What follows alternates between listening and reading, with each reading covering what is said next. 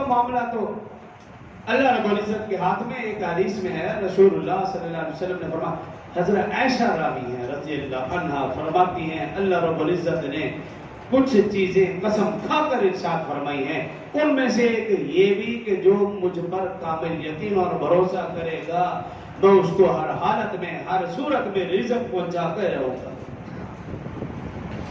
رزق پہنچا کے رہوں گا. یہ اللہ پاک کا وعدہ. ایک اور حدیث میں رسول اللہ صلی اللہ علیہ وسلم نے ارشاد فرمایا, روئے زمین پر جتنی بھی زراعت ہے, زراعت کے ہر دانے پر لکھا ہوا ہے بسم اللہ الرحمن الرحیم فلاں بن فلاں.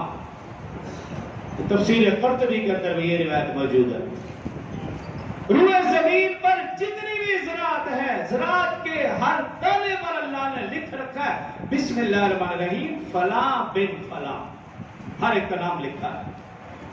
تو پھر ہمیں رزق کی پریشانی